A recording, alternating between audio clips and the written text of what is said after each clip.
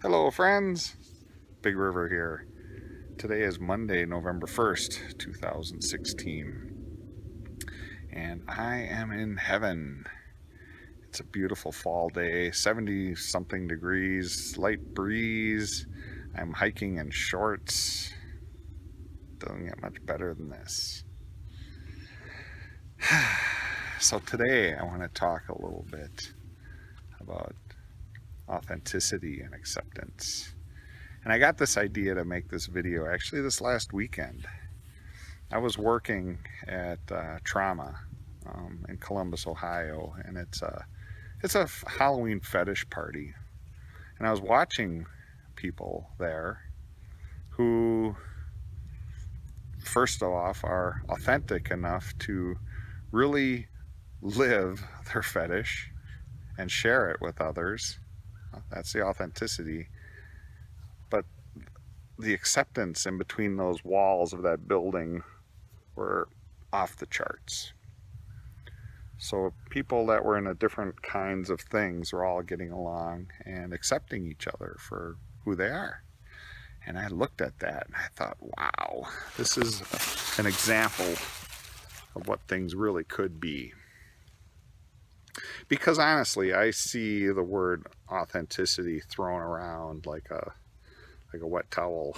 Everybody's that's definitely the latest buzzword. And all the communities, teachers, they're all authenticity, authenticity, authenticity, authenticity. Like authenticity is really like the key to enlightenment, and it's a tool. It's a tool, but it's really not a key. The key is acceptance. Okay, I just want to point that out. The key is really acceptance. Can you accept that other person for who they are? I see a lot of people even say things like, this person's not authentic enough for me. Like they're like pointing it out. And I don't know. Anyhow, back to acceptance. When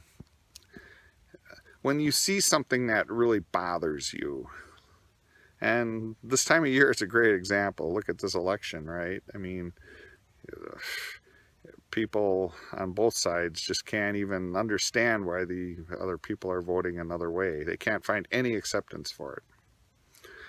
And I'm not going to go into the details about the election.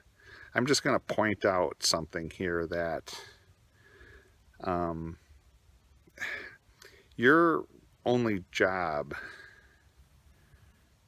in finding yourself is really to find acceptance for things.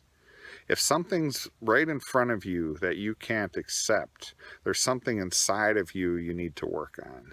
And that's showing you what that is, like loud and clear, like a freaking billboard on fire. Okay, so like in this case, like if in the election, I'm voting for this candidate, and you're just like, what the fuck's wrong with you? It's not your job to try to convince them to vote otherwise. It's your job to look at yourself and ask yourself, why does that bother you so much? And really dig deep. Look at that. It's a gift. It's a gift put in front of you like a flaming billboard so that you can really look at yourself and really find acceptance inside yourself. Okay? Like maybe you can see that that person's really afraid. They're afraid of change, they're afraid of whatever, and they feel like they need to take some action about that.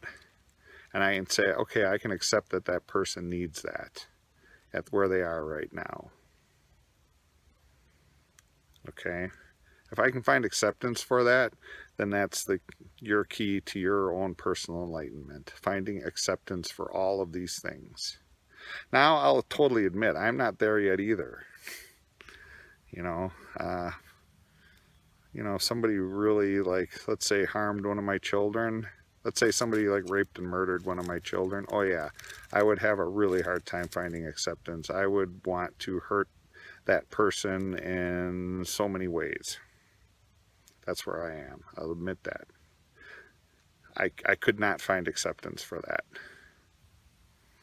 Okay, and that's okay. You don't have to You don't have to hit acceptance for all this stuff. I'm just saying that those things are out there so that they're as tools so that you can look at yourself. That's why I say authenticity is a tool. It's a tool for you to find acceptance, and you only need to find that acceptance inside yourself. Why does that bother me so much? Next time that's out there, just ask yourself, why does that bother me so much? And really look at it. Dig into it. It's a gift given to you so that you can look at yourself. Then as you start doing that more and more, then you can embody that. You can take that lesson, embody it, and really live it, and add that to your toolbox of authenticity. And just show it. Show it proudly. Okay? Hope that makes sense. If not, watch this again. Watch it as many times as you need. Okay? Authenticity is a tool. Acceptance is the key to enlightenment. And then find ways to embody that. For me, it's Tantra.